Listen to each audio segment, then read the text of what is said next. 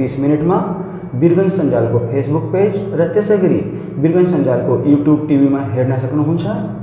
कार्यक्रम व्यक्ति विशेष अन्तर्गत हामी समाजमा विशिष्ट योगदान पुर्याएका व्यक्तित्वलाई तपाईँ समक्ष जोड्ने प्रयास गरिराखेका छौँ। यस श्रृङ्खला अन्तर्गत आज हामी तपाईको साथमा यहाँ उपस्थित भएका छौँ। उहाँ हुनुहुन्छ पुनर्जीवन नेपालका कार्यकारी अधिकारी। स्वागत छ।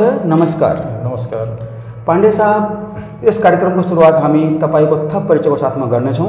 हजुरको थप परिचय हाम्रा दर्शकलाई गराइदिनुहोस्।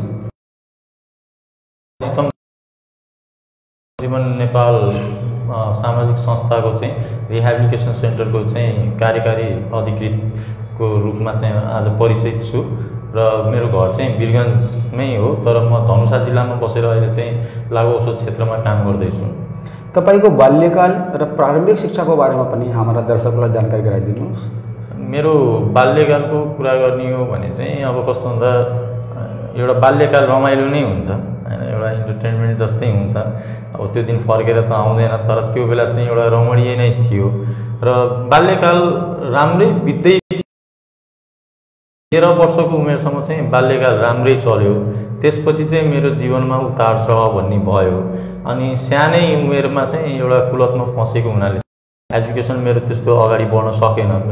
म त्यति पढ्न पनि सकेन। क्लास लेभलमै स्कुल लेभलमै म छोड्नु पर्यो र म एउटा कुलतको बाटोतिर चाहिँ लागेँ। मेरो बाल्यकाल यसरी नै बितेको भनौँ, एउटा स्ट्रगल गर्दै हैन लाइफमा चाहिँ। अब स्ट्रगल के भन्ने कुलतमा फसेर चाहिँ त्यो गलत बाटोमै भट्केर चाहिँ मेरो बाल्यकाल जति चाहिँ खेर गएको हो। यस विषयमा पनि हामी थप कुराकानी गर्नेछौँ र हजुरको बिहे र पारिवारिक जीवनको बारेमा पनि हाम्रा दर्शकहरूले जान्न चासो हुन्छ, त्यो पनि जानकारी गराइदिनुहोस्। यो एकदमै इन्ट्रेस्टिङ कुरा हैन। अब कुनै बेला यस्तो समय थियो कि अजितम पाण्डेको बिहे त टाढाको कुरा हो, बाँच्छ कि बाँच्दैन भन्ने पनि समाजले चाहिँ भन्थ्यो कि समाजले 2 दिनपछि मर्छ 4 दिनपछि मर्छ भन्ने मान्छे म। हेर्नुहोस्, पुरै सोसाइटीको मान्छेले कसैले पनि बिलिभ गर्दैन। आजको दिनमा पनि मलाई हेरेर चाहिँ एउटा चमत्कारको रूपमा मात्रै लिन्छ उनीहरूले। न त्यो बेला 2-4 दिनमा 10 दिनमा 1 वर्षभित्रमा चाहिँ मर्छ है भन्थ्यो कि। अब त्यो बिचमा चाहिँ अब म रिहेबिलिटेसन सेन्टर भर्ना भएँ। भर्ना भइसकेर चाहिँ मैले लागु औषध छोडेँ। अनि छोडेर चाहिँ म रौतहट जिल्लाको चन्द्रनिगापुर भन्ने ठाउँमा चाहिँ बस्ने बेलामा चाहिँ मेरो लभ म्यारेज भयो मेरो श्रीमतीसँग। अनि श्रीमतीसँग लभ म्यारेज भएर चाहिँ हाम्रो आजको दिन चाहिँ हामी एउटा राम्रै सम्बन्धमा चाहिँ अहिले 11 वर्षदेखि बस्दैछौँ। हामी बिचमा 2टा छोरा पनि छ। अनि यसरी चाहिँ मेरो एउटा बिहेको चाहिँ प्रक्रिया पुरा भयो। तपाईको संस्थाको नाम पुनर्जीवन नेपाल। यस संस्था अन्तर्गत तपाईहरूले के गतिविधि गर्नुहुन्छ, के क्रियाकलाप हुन्छ? हाम्रो पुनर्जीवन नेपाल सामाजिक संस्थाले चाहिँ हामीले विशेष लागु औषध तथा मादक पदार्थ सेवनकर्ताहरूलाई चाहिँ पुनर्स्थापित गर्ने हाम्रो मेन उद्देश्य नै त्यो हो। किन भन्दा म पनि पूर्व लागु पदार्थ प्रयोगकर्ता भएको हुनाले चाहिँ मैले जुन पीडा भोगेँ, मेरो परिवारले जुन पीडा भोग्यो, त्यो पीडा चाहिँ अरू पनि जुन लागु औषध कुलतमा फँसेका व्यक्तिहरूको परिवारले भोगिरहेछन् त्यो उनीहरूलाई नभोग्नु परोस् भनेर चाहिँ म यो फिल्डमा काम गरिरहेको हो। र हाम्रो संस्थाले विशेष चाहिँ एउटा प्याकेज हुन्छ, 3-4 महिना 6 महिनासम्म राख्ने हुन्छ र त्यहाँ हाम्रो एनए र एए को जुन हामीले सिद्धान्तलाई चाहिँ फलोअप गराएर चाहिँ हामीले उनीहरूलाई पुनर्स्थापित गर्ने चाहिँ प्रयास गर्छौँ। र त्यसमा चाहिँ हामी दिनरात नै खटिरहेका हुन्छौँ। हामी त्यहीँ बसेर काउन्सलरहरू पनि हामीले हायर गरेका छौँ। 6 जना जति काउन्सलर छ हाम्रो संस्थामा।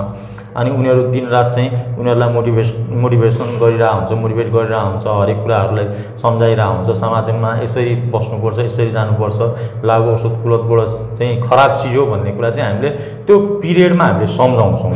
अनि एडिक्सन भन्ने कुरा चाहिँ एउटा डिजिज हो। हेर्नुहोस् है, 1953 मा तपाईँको अमेरिकाको क्यालिफोर्निया भन्ने ठाउँबाट चाहिँ यो एनए भन्ने चिजको स्थापना भयो, नार्कोटिक्स एनोनिमस भन्छ। अनि यो स्थापित भइसकेपछि यो कम्युनिटीमा मिटिङ भएर चाहिँ अनि मान्छे सुध्रिन्छ है भने चाहिँ फिलिङ सेयर गर्दा पनि मान्छे लागु औषधको कुलतबाट चाहिँ छुटकारा पाउने धेरै उदाहरणहरू छौँ, इक्जाम्पल हामी पनि छौँ। अनि त्यो सिद्धान्तलाई चाहिँ फलोअप गराएर चाहिँ हामीले पनि उनीहरूलाई चाहिँ सुधार्ने प्रयास गर्छौँ र पुनः स्थापित गर्ने प्रयास गर्छौँ। त्यो प्रयासमा चाहिँ आजको दिन हाम्रो रिजल्ट पनि राम्रो छ। हाम्रो डाटाले हामीले जुन फलोअप गर्छौँ उनीहरूलाई त्यो फलोअपको हिसाबले अधिकांश व्यक्तिहरू राम्रो भएका छन् र समाजमा रिइस्टाब्लिस पनि भएका छन्। त हाम्रो एउटा प्रक्रिया हुन्छ, बिहान 6:30 बजे तपाईँ उठ्नु पऱ्यो। किन भन्दा एउटा ड्रग एडिक्सनमा फसिसकेपछि उनीहरू नसा खाएर सुत्या हुन्छन् अनि उनीहरूको टाइमको कुनै भ्यालुसनै हुँदैन अनि उनीहरूको टाइमिङ केही पनि हुँदैन, डेली सेड्युल हुँदैन। अनि हामीले चाहिँ के गर्छौँ, एउटा डेली टाइम सेड्युल भनेर हुन्छ, त्यसलाई फलोअप गराउँछौँ। 6:30 बजे उठ्नु पऱ्यो, तपाईँ फ्रेस हुनु पऱ्यो, ब्रस गरेर एकदम रेडी हुनु पऱ्यो। त्यसपछि योगा अनि मेडिटेसन भन्ने सेसन हुन्छ, त्यो सेसन तपाईँले एटेन्ड गर्नु पऱ्यो। सेसन सकिने बित्तिकै तपाईँको नास्ता रेडी हुन्छ, नास्ता खानु पऱ्यो। त्यसपछि पर्सनल रेस्पोन्सिबिलिटी चाहिँ फुलफिल गर्नको लागि चाहिँ हामीले के गर्छौँ भन्दा थेरापी गराउँछौँ। उनले आफ्नो काम चाहिँ आफै गर्नुपर्छ भनेर हामीले सिकाउँछौँ। त्यो पर्सनल रेस्पोन्सिबिलिटीका कुराहरूमा पर्छन्, त्यो पनि एउटा पार्ट हुन्छ ट्रिटमेन्टको। त्यसपछि तपाईँको फेरि खाना रेडी हुन्छ, खाना खाइसक्यो। खाना खाइसक्ने बित्तिकै तपाईँको फेरि तपाईँको 92 सेसन भन्ने हुन्छ, त्यो 92 सेसन सुरु हुन्छ 1 घन्टाको। त्यहाँ फेरि 15 मिनट ग्याप हुन्छ उनीहरूलाई पिसाब गर्नको लागि। त्यसपछि फेरि स्टेप सेसन सुरु हुन्छ। भने चाहिँ यसरी नै तपाईँको दिनभरि सेसन हुन्छ। र गेमको लागि चाहिँ हामीले स्पेसली अरू ठाउँमा 1 आवरको लागि गेम पिरियड छुट्याएको छौँ, तर हाम्रोमा चाहिँ के छ भन्दा कि गेमको लागि स्पेसली हामीले 2 घन्टाको समय छुट्याएको छौँ। त्यसमा टेबल टेनिस बोर्ड छन्, चेस छ, लुडो छ, एभ्रिथिङ कुराहरू चाहिँ हामीले गेमको फुटबल छ, ब्याडमिन्टन छ, टोटली कुराहरू चाहिँ हामीले एभाइलेबल गरेका छौँ। के भन्दा एउटा 4 कठा भन्दा बढी नै जमिन लिएर चाहिँ हामीले त्यो एउटा व्यवस्थित तरिकाले गरेका छौँ। अनि यसरी बिहान 6:30 बजे तपाईँ उठेपछि 10 बजेसम्म तपाईँको बिजी सेड्युल हुन्छ हेर्नुहोस्। अनि 10 बजे लाइट अफ हुन्छ, तपाईँ फेरि सुत्नु पऱ्यो र 6:30 बजे उठ्नु पऱ्यो। यही डेली टाइम सेड्युलको हिसाबले चाहिँ उनीहरूमा चाहिँ परिवर्तन सम्भव छ भनेर चाहिँ हामीले सिकाउँछौँ र उनीहरूलाई पुनर्स्थापित गर्ने प्रयास पनि गर्छौँ। यसमा तपाईँको संस्थामा सेवा लिनका लागि के प्रक्रिया रहेको छ? यो सशुल्क हो कि कसरी यसमा मान्छेले आफ्नो जुन व्यक्तिहरू यस्ता हुन्छ लागु गरेका त्यसलाई तपाईँ लिन सक्नुहुन्छ? म एकदम तपाईँको कुरा इन्ट्रेस्टिङ लाग्यो। किन भन्दा हाम्रो शुल्क नै राखेको है। किन भन्दा तपाईँको नेपाल अधिराज्यमा निःशुल्क छैन भने अब कतिलाई फन्ड आए पनि उनीहरूले ओपन गर्दैन र त्यो सुविधा जुन दिनुपर्ने त्यो दिएका छैनन् पनि कतिपय ठाउँले। तर म सानो पाइलामा कार्यरत थिएँ, त्यो बेला त्यहाँको कार्यक्रम प्रबन्धक नै थिएँ, म म्यानेजर थिएँ। म्यानेजरको रूपमा काम गर्ने क्रममा प्रहरीले पनि फोन गर्दाखेरि म तुरुन्तै गएर चाहिँ निःशुल्क मैले हायर गरेको छु। सानो पाइलामा हुँदाखेरि सानो पाइलामा काम गर्दा चाहिँ यही एउटा मलाई खुसी लाग्थ्यो। किन भन्दा त्यो पैसा होस् चाहे नहोस् उपचार चाहिँ गर्नुपर्छ है भन्ने उहाँहरूको पनि सिद्धान्त थियो, मेरो पनि सिद्धान्त थियो। तर त्यो सिद्धान्त मिल्थ्यो हाम्रो। त त्यस्तो फ्री ट्रिटमेन्टको लागि चाहिँ मैले अधिकांश व्यक्तिहरूलाई चाहिँ फ्री उपचार गरेँ अनि उनीहरूको प्रगति विवरण पनि राम्रै छ आजको दिनमा भन्ने हो भने चाहिँ हैन। अब बाँकी अहिले पुनर्जीवन नेपालमा छु। पुनर्जीवन नेपालमा पनि हामीले 3 जनालाई मैले भने अघि नै पनि, र अझै पनि त्यस्ता व्यक्ति जो पनि आउँछन् त्यहाँबाट चाहिँ बिना उपचार चाहिँ फिर्ता हुँदैन। हेर्नुहोस्, यो चाहिँ तपाईँ एकदम ढुक्क हुनुहोस्। हामी बाटामा पुग्नु भनेको त्यो पेएबल होस् चाहे नन पेएबल होस्, इच्छुक व्यक्ति छ भने उपचार गर्ने रेस्पोन्सिबिलिटी मेरो हो, त्यसमा फरक पर्दैन। यसमा एउटा भ्रान्ति समाजमा हामी के हेरेको छौँ भने कि जसको छोराछोरीले लागु औषधको लत परेको छ र हामी यदि उहाँहरूलाई सजेस्ट गर्छौँ कि यो रिहेबिलिटेसन सेन्टरमा लाग्नुहोस्, निको हुन्छ, राम्रो हुन्छ, त उनीहरूले डराइरहेको हुन्छ। अनि एउटा आफ्नो भित्रको कुरा भन्छ कि त्यहाँ जुन छ मान्छेलाई पिट्छ, शोक दिन्छ, खाना दिँदैन, त्यस्तो यातना दिने गरेको छ। त्यता हो यसमा होइन, यो सत्य नै हो। हेर्नुहोस् है, यसमा दुई मतको कुरा छैन। किन भन्दा अधिकांश रिहेबिलिटेसन सेन्टरहरूमा चाहिँ त्यो कुटपिट गरिएको पाइएको छ। हेर्नुहोस्, मान्छेको मृत्युधरि भएको छ कि होइन, त्यो ठुलो घटनाहरू भएका छन्। तर तपाईँलाई एउटा विश्वासको लागि चाहिँ यो सामाजिक सञ्जालबाटै म एउटा कुरा के भन्न चाहन्छु भन्दा कि यो चिजलाई परिवर्तन गर्नको लागि नै मैले त्यो संस्था इस्टाब्लिस गरेको। हेर्नुहोस् है, हाम्रो संस्थाको म माइनटमै तपाईँलाई पढाइदिन्छु। त्यहाँ माइनटमै होल स्टाफको मेरो नेतृत्वमा टोटल स्टाफलाई चाहिँ राखेर त्यो एउटा हामीले माइनट लेखेका छौँ। यदि कुनै पनि कर्मचारीले कुनै पनि विद्यार्थीलाई कुटपिट गरेको थाहा पाएको खण्डमा या त मानसिक टर्चर दिएको थाहा पाएको खण्डमा संस्थाबाट चाहिँ निष्कासित गरिदिन्छौँ भनेर हामीले 12 वटा सीसी क्यामेरा लगाएका छौँ। प्रमाणित त भइहाल्छ। हरेक कमरा रुममा सीसी क्यामेरा छ, फ्यासिलिटीहरू टोटल दिएको छौँ। त त्यहाँ हामीले के कस्तो भन्दा मेरो सोच कस्तो भन्दा म आफै टाइम लिन्छु त्यहाँ, म फुल 24 घण्टा म त्यहीँ बस्छु, त्यही केटाहरूको माझमा बस्छु, स्टाफहरू टोटल छँदैछ होइन। अनि त्यो कुराले पनि उनीहरूले पिट्ने त कुरै आउँदैन त्यहाँ हेर्नुहोस् है। अनि अर्को विश्वास लाग्दो कुरा के छ भन्दा तपाईँहरूलाई कुनै बेला आउनुहोस् हाम्रो संस्थामा, अधितम पाण्डेले आफ्नो संस्थाको बारेमा राम्रै भन्छ, आफ्नो सामानलाई कसले नराम्रो भन्ला र होइन। तर तपाईँ भिजिट गर्ने आउने बेलामा त्यहाँ भएका जति पनि विद्यार्थीहरू छन् तपाईँले त चिन्नुहुन्न नि त को हो भनेर होइन। त्यो विद्यार्थीहरूलाई ऱ्यान्डमली छान्नुहोस्, 20 जना 25 जना विद्यार्थीहरूलाई ऱ्यान्डमली छानेर चाहिँ लग्नुहोस् एक्लै, मजाले त्यो विद्यार्थीसँग चाहिँ कुरा गर्नुहोस्। तपाईँ कतिको सन्तुष्ट हुनुहुन्छ यो संस्थाबाट, जब उनीहरूको फिडब्याक आउँछ तब त तपाईँलाई बिलिभ हुन्छ नि कि अधितम पाण्डेले भनेको कुरा राइट हो भनेर। मैले त्यही परिवर्तन सम्भव छ भनेर चाहिँ म आफै त्यहाँ बसेको, नभए मसँग 20 जना स्टाफ छ, 20 जना स्टाफलाई राखेर म घरमा बसेर पनि त सीसी क्यामेराबाट हेर्न सक्थेँ नि। तर म आफै त्यही 24 घन्टै समय दिइरहेको छु। त्यो किन भन्दा कि यही कुराहरू चाहिँ नभइदियोस् है भनेर कि हामी त्यति गर्वको साथ भन्न सक्छौँ। नेपाल सरकारबाट कतिको सहयोग सपोर्ट पाइराख्नु भएको छ हजुरहरूले?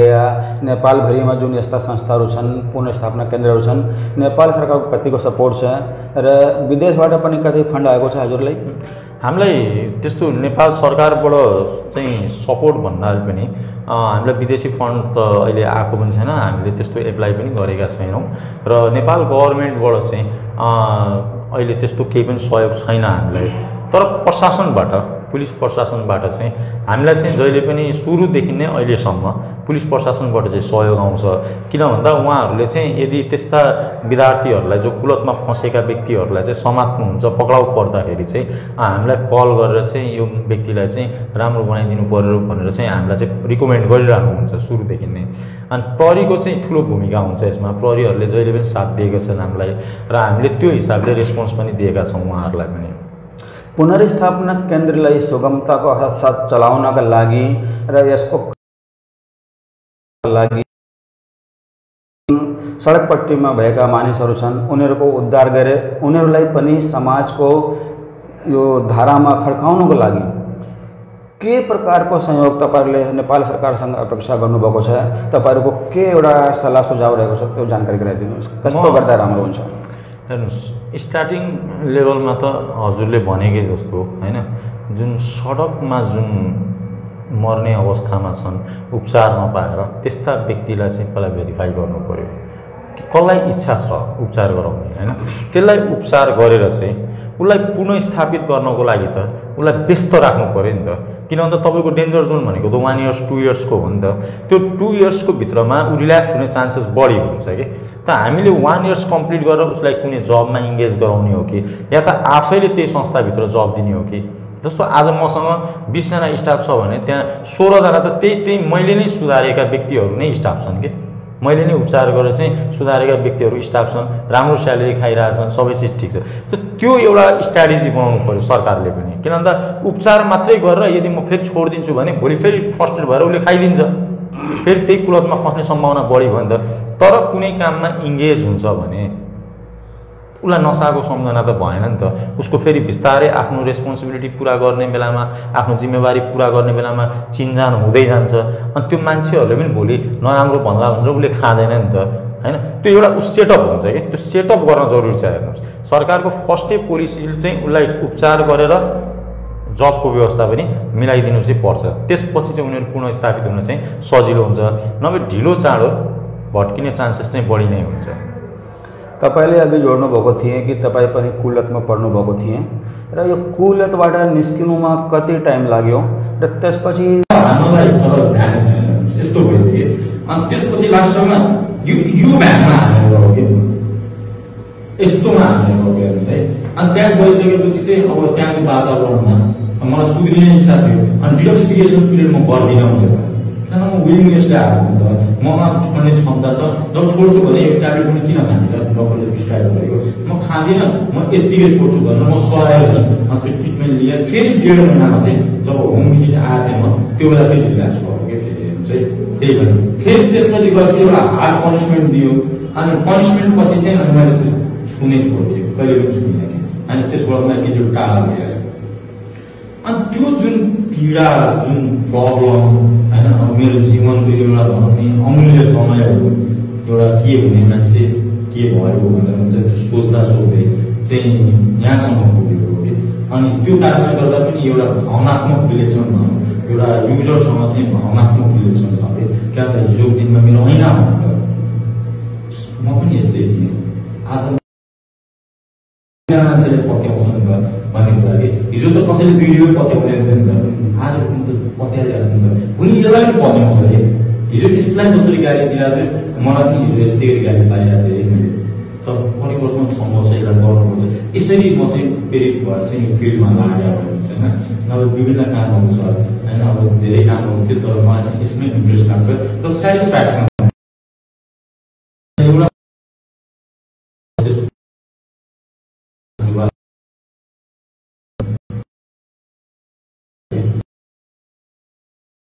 अजितम पाण्डे यस पीडाबाट गुज्रेको व्यक्ति अजितम पाण्डे यस क्षेत्रमा यस्ता पीडित व्यक्तिहरूलाई पुनर्जीवन दिइराखेको व्यक्ति त मलाई लाग्छ तपाईँभन्दा राम्रो विश्लेषक मैले जुन सवाल सोध्न गइरहेको छु त्यसको कोही पनि छैन होला यो लागु अवसरमा मानिस किन पर्छ के बाध्यता हुन्छ के यस्तो रमाइलो लाग्छ उसलाई कि यसमा यस्तो हुनुहुन्छ समाज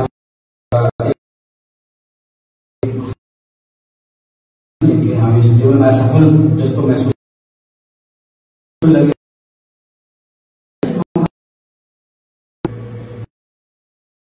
विशेष भन्नुपर्दा तपाईँको हामी भन्छ क्युरियोसिटी भन्छ त्यसलाई उत्सुकताले तपाईँ हेर्नु होला चुरोटको डब्बामा पनि लेखेको हुन्छ धुम्रपान स्वास्थ्यको लागि हानिकारक छ त्यसैबाट उठिरहेको छ होइन सबैभन्दा तर मान्छेमा एउटा क्युरियोसिटी हुन्छ मान्छेलाई कसैलाई बिगार्दैन भनेको त्यो डिफरेन्स कुरा हो ठिक छ उसको सङ्गतमा लाग्यो जबसम्म उसले इच्छा छैन भने त खाँदैन नि त होइन तर हामी यसरी बुझौँ तपाईँको एउटा डिजिज हुने रहेछ एउटा रोग हुने रहेछ हामीमा होइन जस्तो म भए मुकेश सर हुनुभयो राजेन्द्र सर हुनुभयो भाइको हामी सँगै एकचोटि बसेर चाहिँ ड्रग्स खायौँ है 5 जना सँगै बसेर ड्रग्स खायौँ तर म बिग्रेँ छोडिदिनु अनि तर म चाहिँ त्यसलाई रेगुलर गर्दै गएँ कि भनेपछि त्यो एक किसिमको डिजिज नै भित्रै हुने रहेछ कि त्यो क्युरियोसिटीले चाहिँ त्यो डिजिजलाई एक्टिभ गर्ने रहेछ र हामी त्यतातिर चाहिँ त्यतिर चाहिँ ध्यान एकीकृत हुने रहेछ है त्यसले गर्दा चाहिँ मान्छे बिग्रिने हो कि बाँकी अर्को कस्तो कुरा हुन्छ भन्दा अहिलेको तथ्याङ्कले के भन्छ तपाईँको जुन फ्यामिलीले समय दिनुपर्ने बच्चालाई त्यो समय नदिन सकेर पनि धेरै बच्चाहरू चाहिँ बिग्रिने गर्छन् है अर्को साथीभाइहरू अहिले त्यो भइहाल्यो सर्कलमा जाँदा जाँदै बिग्रिन्छन् धेरै कुराहरू छन् यस्ता चाहिँ मान्छे बिग्रिन्छ अब बुवा 1000 रुपियाँ चाहियो 10,000 चाहियो भने बुवा 10,000 दियो तर त्यसको हिसाब चाहिँ खोजेन अरे अनि त्यसको मिसयुज गर्दै जान्छ त्यो बच्चाहरूलाई त्यसरी बिग्रिने एउटा वातावरण चाहिँ क्रिएट हुन्छ कि त्यो मेन चाहिँ क्युरियोसिटीले नै गर्दा चाहिँ मान्छे बिग्रिने हो स्टार्टिङमा चाहिँ अजितम पाण्डे सर म सम्पूर्णलाई निवेदन गर्न चाहन्छु कि हामीले आफ्ना छोराछोरीलाई आफ्ना आफन्तलाई धेरै फ्रिडम पनि दिनु हुँदैन मिल्दैन र साथसाथै उनीहरूले समय दिनु पर्यो उनीहरूको साथमा समय बिताउनु पर्यो र सबभन्दा आत्मनियन्त्रण आत्मसन्तुलन राख्छौँ हामीले कुनै पनि कुराले प्रभावित गर्न सक्दैनौँ त यो कुरो वास्तविक रूपमा एकदम यथार्थ रहेको छ र अब हामी अजितम पाण्डे सरसँग अगाडिको कुरा गर्न कुरो जोड्नुभयो कि यो किन गर्दा मान्छे यसतिर लागिरहेछ अब म के भन्न चाहन्छु कि हाम्रो जुन समाजमा यस्ता व्यक्तिहरू छन् जुन दुःख भोगिरहेका छन् उनीहरूलाई सुधार्ने क्रममा तपाईँको कुनै यस्तो महत्त्वपूर्ण घटना इभेन्ट रहेको छ जुन तपाईँले एउटा यादगार रूपमा छ या जीवनमा धेरै ठुलो परिवर्तन ल्याउनुभएको छ कुनै यस्तो घटनाहरू छ परिवर्तन भन्नाले पनि जस्तो घटना घटनाको बारेमा काम गर्ने क्रममा घटना अब काम गर्ने क्रममा तपाईँले कोही मान्छेले सुधार्नुभयो आफन्तसँग भेट्नुभयो मनमा एउटा आउँछ खुसी लाग्छ एकदम पीडा लाग्छ समाजमा कस्तो भइरहेको छ म केही गर्न सकिरहेको छैन या मैले राम्रो गरेको छु ऊ मान्छेलाई मरणासन व्यक्तिलाई एउटा नयाँ जीवन दिएको छु यस्तो कुनै ठुलो एउटा घटना हुन्छ मसँग त्यस्तो धेरै घटनाहरू भएको छ हेर्नुहोस् होइन जस्तो तपाईँको मलाई यो छोरा चाहिँदैन भन्थ्यो कि हामीलाई पेबल हुन्छ म तिर्छु तर यसलाई 2-4 वर्ष 5 वर्ष यहीँ राख्नु भन्ने व्यक्तित्वहरू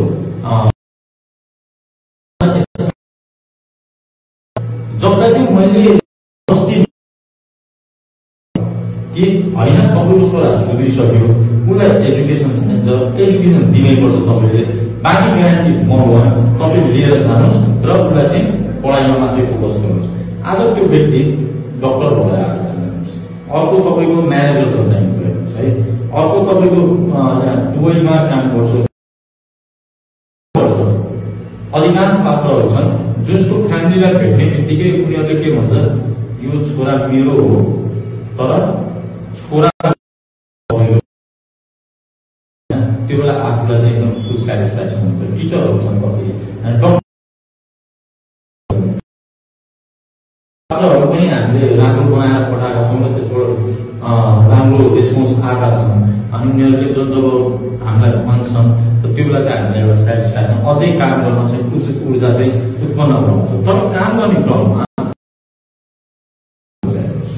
त्यो ठुलो समस्या हो रिहेबिलिटेसन सेन्टरमा अनि त्यो दुर्घटना चाहिँ 2 चोटि भयो कि 2 चोटि कस्तो भन्दा एकजना छतबाट हात हाल्यो हेर्नुहोस् तर त्यसलाई इमिडिएटली हस्पिटल लगेर चाहिँ उपचार सुचार गरेर केही पनि भएको थिएन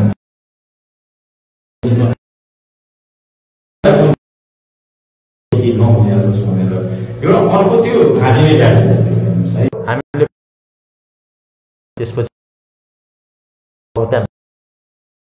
त्यस्ता कुनै पनि धारिलो हतियार हामीले राख्दै राख्दैनौँ छतमा जानु पर्यो भने स्टाफ जान्छ तर स्टुडेन्टलाई हामीले नपठाउने भन्ने भयो हेर्नुहोस् है सिक्युरिटी म्यानेजमेन्टको लागि सिक्युरिटी गार्ड राखिदिएका छौँ तारबार तिर्पल वायर लगाइदिएका छौँ मान्छेले सोच्न पनि सक्दैन भाग्नको लागि त सिसी क्यामेरा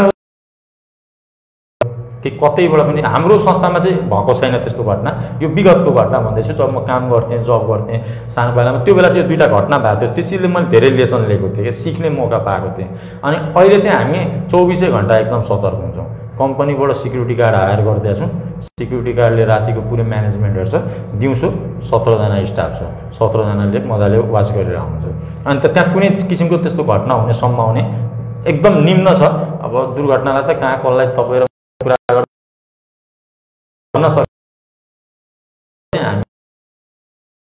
कि सानो भन्दा सानो घटना पनि नहुन दिने भनेर चाहिँ एक समय थियो कि जब अजितम पाण्डे जी समाजबाट उपेक्षित हुनुभएको थिए समाजले परित्याग गरिदिनु भएको अवस्था थिए त्यस्तो जीवनबाट पनि आफूलाई निकाल्नु भयो र आजको दिनमा समाजको एउटा प्रतिष्ठित र सक्सेसफुल व्यक्तिको रूपमा तपाईँको पहिचान रहेको छ र हामीले तपाईँलाई एउटा सक्सेस र सफल व्यक्तिको रूपमा हेर्ने गरेका छौँ तपाईँ कति सन्तुष्ट हुनुहुन्छ आजको तपाईँको आफ्नो जीवनशैलीले र भविष्यको के योजना रहेको छ म तपाईँलाई एउटा सानो कुरा भन्छु तपाईँलाई पनि खुसी लाग्छ हेर्नुहोस् है मेरो लाइफको रियल घटना है म चितवनबाट ट्रिटमेन्ट लिएर आएँ होइन अनि ट्रिटमेन्ट लिएर आइसकेपछि अनि त्यो 18-19 महिनाको ग्यापिङ थियो हेर्नुहोस् म सुध्रेको 18-19 महिना भएको थियो अनि म सोसल वर्कमा त्यही बेला रिकभरिङ नेपालमा चाहिँ म वीरगञ्ज रिप्रेजेन्ट गर्थेँ त्यो बेलामा रिकभरिङ नेपालको चाहिँ रिप्रेजेन्ट गर्थेँ वीरगञ्जमा कार्यक्रमहरू पनि एउटा दुईटा गरेँ अनि त्यो बेलामा जुन मेरो साथीको मम्मी हुनुहुन्थ्यो उहाँ मम्मीले चाहिँ यो बाटोबाट हिँडिस् भने छाया पनि अहिलेको परेपछि त बिग्रिन्छस् भन्ने त्यो आन्टीले चाहिँ जान अजितमसँग 2 घण्टा बरु फिल्म हेर्न जा 3 घण्टा केही सिक 2 वर्षमा मात्रै जम्मा 2 वर्षमा तपाईँको त्यही व्यक्ति म पनि त्यही व्यक्तिले आफ्नो छोरालाई मोटिभेट गरिरहेको थियो कि 3 घण्टा गरेर बरु फिल्म पनि हेर्न जा अधिकतमसँग 3 घन्टा बसिस् भने राम्रो राम्रो कुराहरू सिक्छस् भन्थ्यो कि त्यो that is miracles happens my life. यो एउटा मेरो लाइफमा चाहिँ ठुलो चमत्कार। त्यहाँ त्यो कुराले चाहिँ मलाई यति क्लिक गर्यो हैन कि यस गर्नुपर्छ हैन। परिश्रमको फल चाहिँ एक्सपेक्टेसन राख्नुहुन्न, अटोमेटिकली पाउँछ। त अधिकतम गर्नुपर्छ भन्ने कुरा चाहिँ त्यहाँबाट म एकदम इन्स्पायर भएको हेर्नुहोस् है। त्यो कुराले यति इन्स्पायर भएँ कि त्यो फिल्ड मैले अरू कुनै पनि कामै गर्ने इच्छा जताइन। अब यही फिल्डमा गर्छु भनेर चाहिँ म त्यहाँबाट चाहिँ सोचेँ। त्यो गर्दै जाने क्रममा फ्यामिलीले पनि विश्वास गर्नुभयो अब त, किनभने अब चाहिँ मेरो छोरा त्यो कुलतमा फस्दैन है भनेर सोसाइटीले पनि एक्सेप्ट गर्यो हैन, समाजले सबैले एक्सेप्ट गर्यो नि त भनेपछि कुरा चाहिँ मलाई भयो कि त्यही बेलादेखि। अनि मिराकल भन्ने कुरा चाहिँ मेरो लाइफमा हुँदै गयो, कामै गर्दै हिँडिरहेको छु यही फिल्डमा। पाण्डे सर, हामी कार्यक्रमको अन्त्यन्तमा आइपुगेका छौँ। अब यस्तो कुलतमा परिराख्नुभएको भाइ बहिनीहरूलाई अथवा उनीहरूको आफन्तहरूलाई र हाम्रा सम्पूर्ण दर्शकहरूलाई तपाईँ केही सन्देश दिन चाहनुहुन्छ भने प्लिज। म चाहिँ तपाईँको एउटै कुरा भन्छु, लागु कसैले फ्रीमा पनि आफ्नो पैसा नलगाइकन अरू साथीभाइले पनि तपाईँलाई एक सर्ट खाइदिएन, एक प्याक खाइदिएन भनेर कसैले प्रेरित गर्छ भने चाहिँ त्यतातिर कहिले पनि फोकस नहुनुहोस्। सोच्नुहोस् कि त्यो मेरो संसारको सबैभन्दा ठुलो दुश्मन नै त्यही हो भन्ने एउटा बुझ्नुहोस् हैन। र त्यो किन भन्दा त्यो साथीभाइहरूले चाहिँ सुरुमा स्टार्टिङमा लत लगाउनको लागि फ्रीमा खुवाइदिन्छ, पछि लत लागिसकेपछि तपाईँ मजबुर हुन्छ, फेरि भोलि चोरी गर्नुपर्ने हुन्छ, घर परिवारलाई ढाँट्नुपर्ने अवस्था आउँछ, धेरै हुन्छ। त्यो कुलतमा चाहिँ फस्ने त्यो फर्स्ट स्टार्टिङ फेज नै त्यसरी हो हेर्नुहोस् है। किनभने फ्रीमा इफोर्ड गरिदिन्छ, पछि गएर बाध्यता हुन्छ अनि हामी जे पनि गर्न उत्रिन्छौँ। किनभने क्राइम भनेको तपाईँको नार्कोटिक्स या त एल्कोहोलिक्सले गर्दा नै भइरहेको छ। कुनै पनि तपाईँ मान्छे तर मान्छे त मारिरहेछ नि त, मान्छेले त्यो नसा सेवन गरेर मारिरहेको हुन्छ कि त्यस्तो कुकर्महरू पनि गराउन लाग्छ। र यदि समुदायको मान्छेलाई चाहिँ एउटा के भन्छु भन्दा फस्नु भएका छन् र भने चाहिँ एकचोटि हामीलाई सम्पर्क गर्नु, जति सहयोग हुन्छ हामी गर्छौँ, त्यसमा हामी पछि पर्दैनौँ। र सोसाइटीको मान्छेलाई पनि यही भन्छौँ, ड्रगको कुलतमा फँसेका व्यक्तिहरूलाई चाहिँ हेला होइन माया गर्नु होला। किन भन्दा उनीहरूको एउटा चोरीले गर्दा उनीहरू खाइरहेका हुन्छन्, बरु उनीहरूलाई उपचारको लागि सहयोग गर्ने होला, तर उनीहरूलाई डिस्करेज गर्ने काम चाहिँ नगर्नु। शब्द यहीँ टुङ्ग्याउँछु म पनि। धन्यवाद पाण्डे साहब, हामीसँग जोड्नुभएकोमा, पब्लिक सञ्जाललाई आफ्नो व्यस्तताको बावजुद समय दिनुभएकोमा बहुत बहुत धन्यवाद, आभार। अहिलेको लागि हामी छुट्न चाहन्छौँ। हस्त धन्यवाद। दर्शक मित्रहरू, अहिले हाम्रो पुनर्जीवन नेपालका कार्यकारी निर्देशक हाम्रो यो कार्यक्रम हजुरहरूलाई कुनै किसिमको सल्लाह सुझाव छ भने हामीले जानकारी गराउन सक्नुहुन्छ। हामी विश्वास दिलाउन चाहन्छौँ आगामी दिनमा यो कार्यक्रमलाई हामी थप प्रभावकारी र हजुरलाई मन पर्ने खालको बनाउने प्रयास गर्छौँ। र बिर्गन सञ्जालको फेसबुक पेजलाई लाइक गरिदिनु होला, सेयर गरिदिनु होला, ताकि तपाईँले निरन्तर नित नयाँ खबरहरू, यस्ता जानकारीमूलक लेखहरू, तपाईँको यो आर्टिकलहरू तपाईँले प्रोग्राम त्यसलाई पनि सब्सक्राइब गरिदिनु होला, लाइक गरिदिनु होला। अहिलेको लागि यति नै। सुरक्षित रहनु होला, राम्रोसँग बस्नु होला।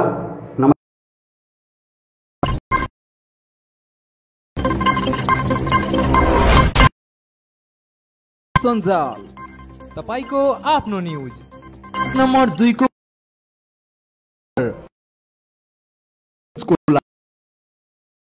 हो।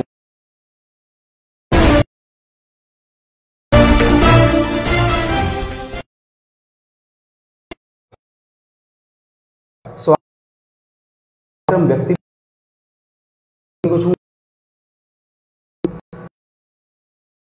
एक मिनट में फेसबुक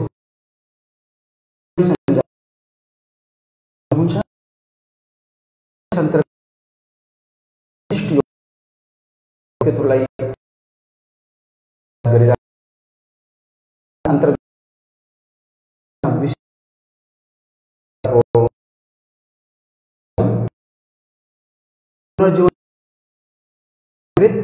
श्रीमान अजितम पांडेज्यू। स्वागत छ, नमस्कार। नमस्कार पांडे साहब, यस कार्यक्रमको सुरुवात हामी तपाईको थप परिचयको साथमा गर्नेछौँ। हजुरको थप परिचय हाम्रा दर्शकलाई गराइदिनुहोस्। नमस्कार, म अजितम पाण्डे, हाल पुनर्जीवन नेपाल सामाजिक संस्थाको चाहिँ रिहेबिलिटेसन सेन्टरको चाहिँ कार्यकारी अधिकृतको रूपमा चाहिँ आज परिचित छु र मेरो घर चाहिँ वीरगञ्जमै हो, तर म धनुषा जिल्लामा बसेर अहिले चाहिँ लागु औषध क्षेत्रमा काम गर्दैछु। तपाईको बाल्यकाल र प्रारम्भिक शिक्षाको बारेमा पनि हाम्रा दर्शकलाई जानकारी गराइदिनुहोस्। मेरो बाल्यकालको कुरा गर्ने हो भने चाहिँ अब कस्तो भन्दा एउटा बाल्य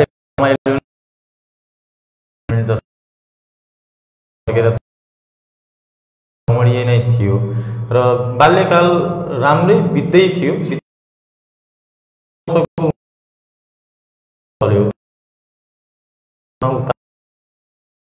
अनि मेरो क्लास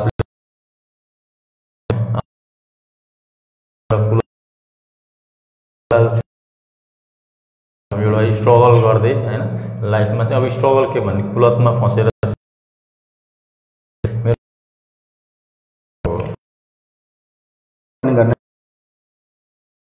र पारिवारिक जीवनको बारेमा पनि हाम्रा दर्शकहरूले जान्न चाहनुहुन्छ, त्यो पनि जानकारी गराइदिनुहोस्। यो एकदमै इन्ट्रेस्टिङ कुरा हैन। अब कुनै बेला यस्तो समय थियो कि अजितम पाण्डेको बिए त टाढाको कुरा हो, बाँच्छ कि बाँच्दैन भन्ने पनि समाजले चाहिँ भन्थ्यो कि समाजले 2 दिनपछि मर्छ 4 दिनपछि मर्छ भन्ने मान्छे म हेर्नुहोस्, पुरै सोसाइटीको मान्छेले कसैले पनि बिलिभ गर्दैन। आजको दिनमा पनि मलाई हेरेर चाहिँ एउटा चमत्कारको रूपमा मात्रै लिन्छ उनीहरूले।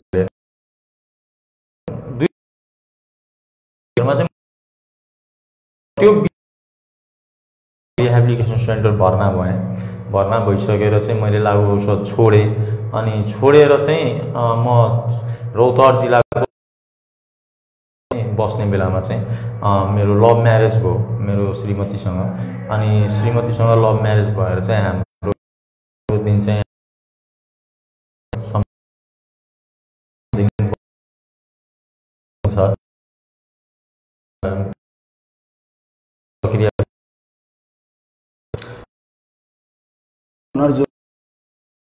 संस्था गर्नुहुन्छ के क्रियाकलाप हुन्छ?